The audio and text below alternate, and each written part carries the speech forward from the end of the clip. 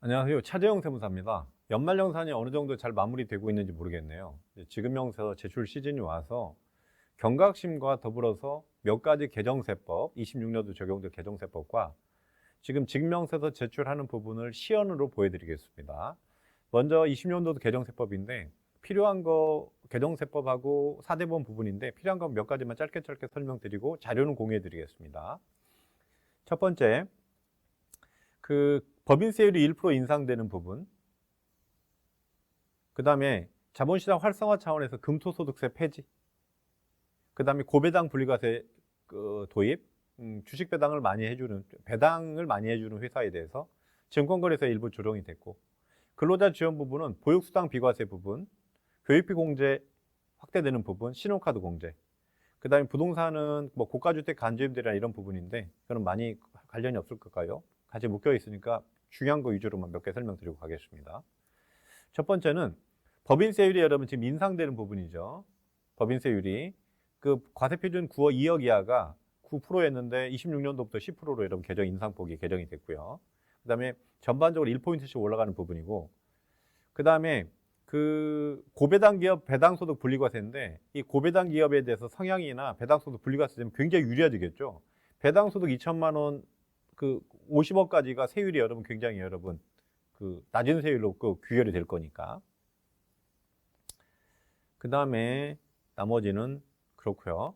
그 다음에 금토소득세 폐지되고요. 증권거래세율이 일부 인상이 조정이 되네요. 증권거래세율이 주식 거래할 때 해외주식 양도소득세 유턴했을 때 감면해 주는 거, 사업개미 유턴 정책에 대해서 양도소득세 언제 외국에 투자한 거를 외국장에 투자한 거 자체를 국내에 여러분 환원하면 일부 양도소득세 면제해 주는 거죠. 그 다음에 소득세법 입장에서는 보육수당 비과세인데 작년까지는 자녀 수에 무관하게 20만 원이었는데 올해부터는 자녀 수에 따라서 20만 원이니까 금액이 늘어날 수 있겠죠. 요거 빨리 세팅해 주셔야 됩니다. 그 다음에 교육비 세액공제 대상에 학원비가 되죠. 초등학교 여러분 2학년 이하 학원비 교육비 공제 되는 거. 그 다음에 교육비 공제에서 직계 비속의 경우에 소득 요건 제한되는 거. 대학생인 아들이 아르바이트 하면 빼주죠. 소득 요건을 차감해주죠. 직계 비속에 대해서만.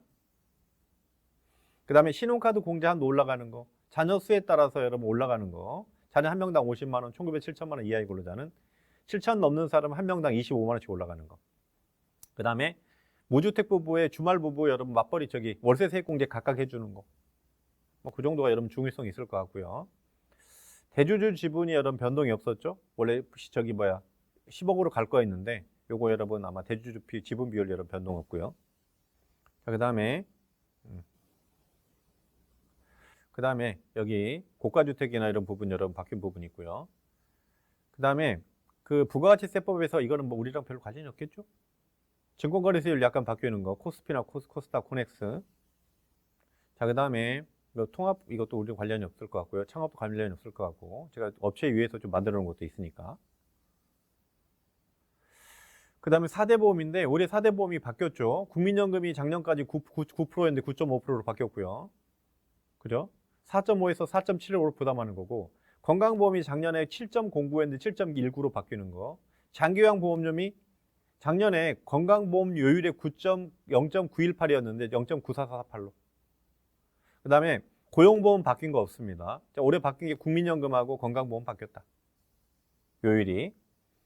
그다음 국민연금은 여러분 지금 계속 0.5%씩 올려가지고 2032년도에 여러분 13%로 가는 게 여러분 로드맵이죠. 이건 법이 개정이 된 겁니다. 그 다음에 나머지 국민연금 부분이 있고요. 건강보험 요율 바뀌는 거. 고용산재보험 변경이었고 두루누리. 노동법은 최저임금 올라가는 거. 그죠? 최저임금 1,320원으로 올라가는 거고요. 한 215만 원 월급 근로자는 한 215만 원 6천 원 정도 되네요. 그 다음에 노란봉투법 개정이 된 거. 3월 10일 시행이네요. 그 다음에 육아휴직 부분이 여러분 확대되는 건데 여기 급여 제한이 대체적 상한이나 이런 게 여러분 좀 한도를 여러분 올려준 거니까 이것도 한번 체크해 보시고 이렇게 하면 개정된 부분은 여러분 간단하게 봤고요. 지금부터 지급명세서 부분에 대해서 잠깐 좀 설명 좀 해드리겠습니다. 우리가 오해하는 부분이 있어서. 자, 오해하는 부분이 있어서 설명을 다시 한번 해드리겠습니다. 자, 우리 아마 연말예산 교재 가지고 있으면 97페이지 보시면 될 것 같습니다. 지급명세서 제출은 개인은 여러분 뭐예요? 지급명세서는 사업장에서 제출하면 되고 법인은 원칙적으로 본점에서 제출하는 거예요. 독립재산제로 하더라도 제출 의무자는 본점, 지점 각각 될 수 있지만 일반적으로 아마 여러분 회사에서는 사업자 단위 과세 사업자나 본점 일괄납부에 많이 걸리기 때문에 아마 본점에서 다 제출할 겁니다. 지급명세서는. 자, 그 다음에 지급명세서 제출 시기인데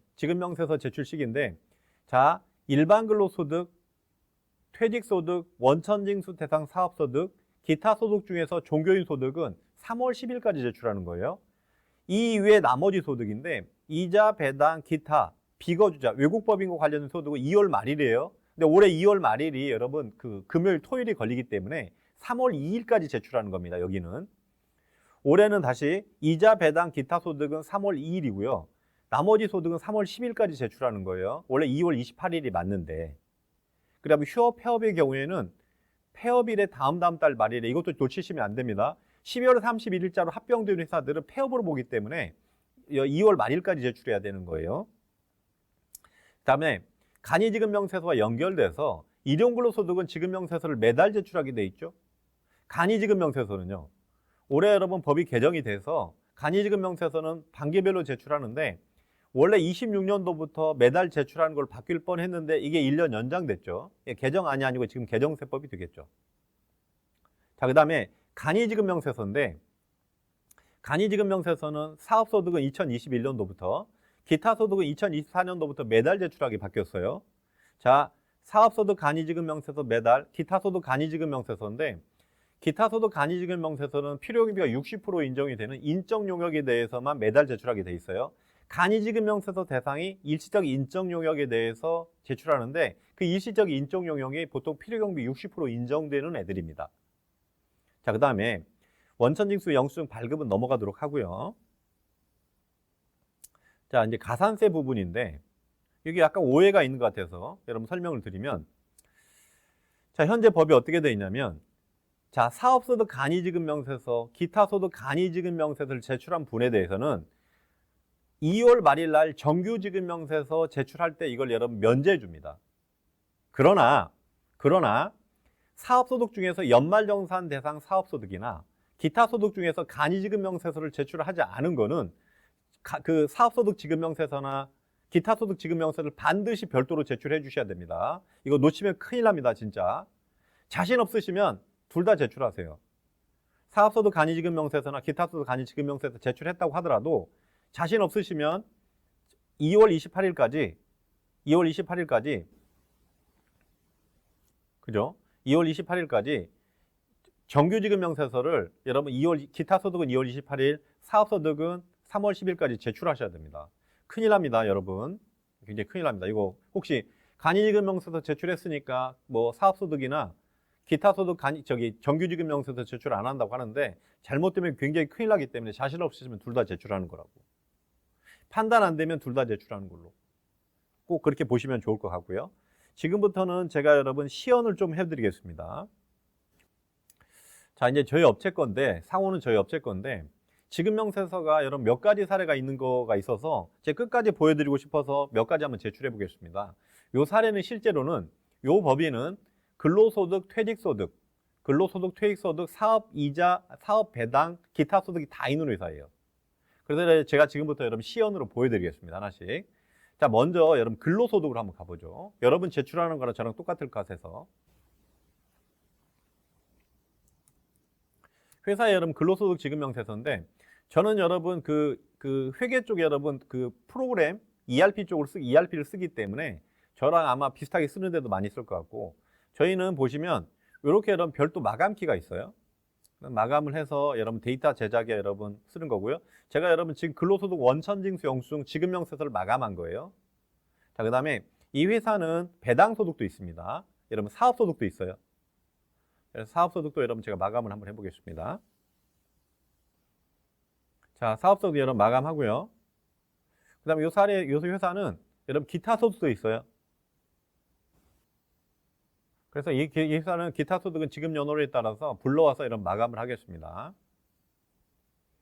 자, 그러면 아마 회사 ERP 상에서 목건들이 마감이 된 거고요. 지금부터 여러분 전산매체 제출을 할 겁니다. 제가 전산매체 제출을 하면 저희는 이렇게 탭이 별도로 있어요. 지급명세서 전자신고, 저희는 전자신고라는 용어를 많이 쓰니까 지급명세서 전산매체 신고 연말정산 부분이 있어서 여기에 들어오면 이제 불러올 수 있겠죠. 저희 이제 세무사니까 세무대리인 등록을 하고 업체를 불러오면 되는데 제가 근로소득부터 여러분 마감을 한번 해보겠습니다. 자, 여기 보시면 근로소득부터 한번 해보죠. 자, 제출 연월 3월 10일. 그러면 근로소득 지급명세서가 불러와요. 마감된 데이터가. 그러면 여러분 이거를 여러분 홈택스에 신고할 수 있도록 제작을 하겠죠? 제작을 합니다. 그러면 여기 중요한 게 하나 있어요. 여기 여러분 비밀번호를 넣어줘야 돼요. 그래서 여러분 이게 자신 없으시면 회사 비밀번호를 넣으세요. 그래서 비밀번호를 여러분 입력을 하고요.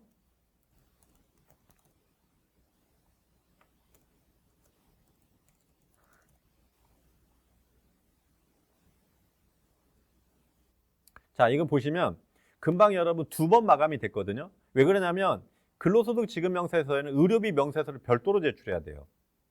그리고 여러분 다시 한번 보여드릴게요. 요거 여러분 제작을 하면 파일명이 C로 시작이 됩니다. 근로소득 지급명세서는 파일명이 C로 시작이 된다. 그리고 여러분 폴더는 여러분이 잘 검토하시고 저는 폴더가 전산 자료가 보관이 되는 여러분 폴더가 국세청에 따로 있어요. 여기 여러분 뭐가 마감이 되게 했고.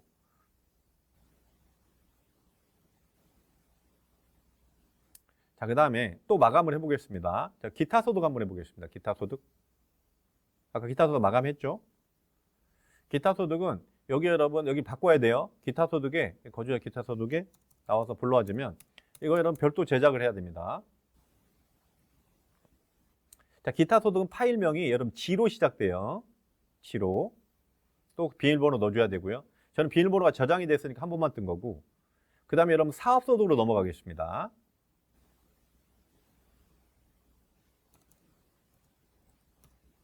자, 사업소득인데, 자, 사업소득도 여러분 이렇게 마감하고 불러오면 되겠죠. 제가 마감했으니까 불러오면 전산매체 불러오면 되겠죠. 사업소득.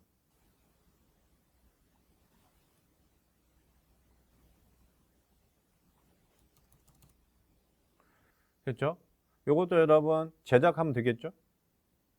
제작하면 하는데 지금 그 사업소득은 여러분 F로 시작돼요. 파일명이 여러분 F로 시작이 됩니다. 그래서 이렇게 확인하고 여러분 제출하면 되겠죠. 그러면 지금 제가 파일을 3개 여러분 그 제작했거든요. 근로소득과 사업소득과 기타소득. 기타소득은 여러분 반드시 2월 28일까지 제출해야 돼요. 자, 그러면 이렇게 여러분 제작이 된 상태에서 제가 이제 홈택스로 넘어가겠습니다. 이렇게 홈택스에 가입을 하고 홈택스에 여러분 저희 로그인이 된 상태예요. 여기 여러분 탭 중에서 여기 여러분 여기 지급명세서 이 부분이에요. 지급명세서 여기 보시면 맨 첫 번째 얘는 간이지급명세서 제출하는 거고요. 얘가 정규지급명세서 제출하는 거예요. 여기에 제출로 들어가면 됩니다. 제출로 들어가고요. 내가 근로소득을 할 거잖아요. 근로소득을 누르고 여기에 여러분 지급명세서 제출 방법을 선택하게 돼 있는데 우리가 여러분 전산매체 제출이 된 거는 변환 방식 제출이에요. 직접 작성은 여러분 직접 입력하고 하는 거예요. 이거는 여러분 홈택스에서 직접 데이터를 하나씩 입력해서 하는 거고 변환 방식 제출이 맞아요. 이렇게 들어가면 이렇게 화면이 뜹니다. 그러면 변환 파일을 선택을 하는데 파일을 선택을 할 때 아까 전산 파일이 아마 여러분 회사 똑같을 거예요. C에 ERS 데이터라는 폴더에 보통 들어갈 거예요. 자동으로 설정이 됩니다. 대부분이. 아니면 여러분이 바탕화면을 뽑아내든지. 그래서 이게 근로소득 거예요. C가 근로소득 겁니다. 그럼 요거를 선택을 하고 파일 검증을 해야 됩니다. 검증을 하면 암호를 입력하게 돼 있죠. 그럼 여러분 원래 입력했던 암호를 입력해 주시면 돼요. 아까 파일 제작할 때 저희는 몇 번 검증이 된 거라 오류가 없어서 하는데 처음 여러분 제출하는데 오류 많이 날 거예요. 근데 여러분 전산매체는 기다렸다가 한 방에 제출하는 게 아니고 계속 제출해 보는 거예요. 큰일 납니다. 여러분 무조건 계속 제출해 주셔야 돼요. 그래서 여기서 여러분 제출을 하고요. 자, 여기서 팁 하나만. 요 제출이 되면 접수증 꼭 하나 출력해 달라. 아니면 여기 어디에? PDF로 저장해 놔라. 이 만약에 이 전산매체 제출은 기존 파일을 삭제하는 방법이기 때문에 요거 없으면 데이터 잘못 제출됐을 때 세무서에 말할 것도 없어요. 그래서 여러분 혹시 지급명 제출하면 어차피 출력 안 할 거니까 요거를 그때그때 맞게 무조건 좀 출력이나 여러 PDF로 저장 좀 해달라고. 어차피 새로 파일을 제출하면 이게 없어지긴 하겠지만 그러나 지급명세서 잘못 제출했을 때 이거라도 있으면 내가 세무서에 여러분 대응할 수가 좀 있어요. 세무서 담당자가 보고서 쓰기도 좋으니까. 그래서 일단 근로소득이 제출이 됐고요. 의료비 제출하겠습니다. 의료비는 근로소득에 들어가서 변환 방식이고요. 자, 여기 보세요. 파일 선택인데 의료비 지급명세서는 파일명이 C에 CA가 붙어요. 이거 의료비 지급명세서는 별도로 제출하게 돼 있으니까. 의료비 명세서 같이 딸려 들어갔을 것 같네요. 자, 그 다음에 저기 의료비 명세서 별도로 여러분 제출하는 거하고 같이 여기 있다. 의료비.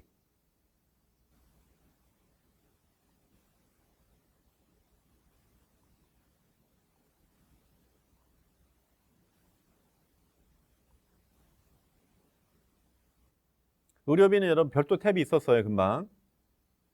기부금은 근로소득 지급명세서 제출될 때 같이 들어가고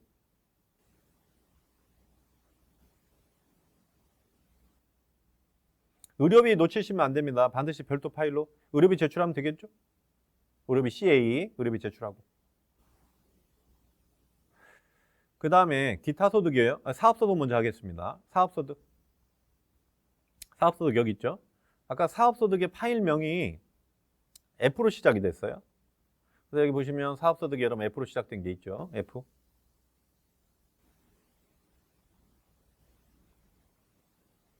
비밀번호, 파일 제작할 때 만든 비밀번호 넣고.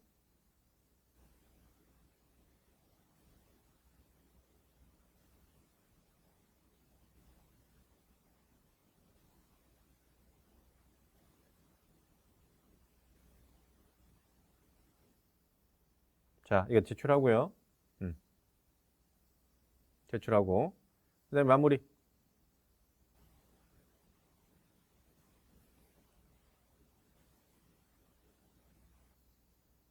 그 다음에 기타 소득까지 하고 마무리하겠습니다. 자, 이제 기타 소득.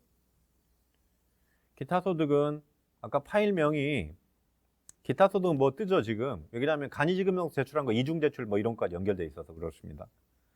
그래서 기타 소득은 파일명이 여러분 G로 시작이 되죠.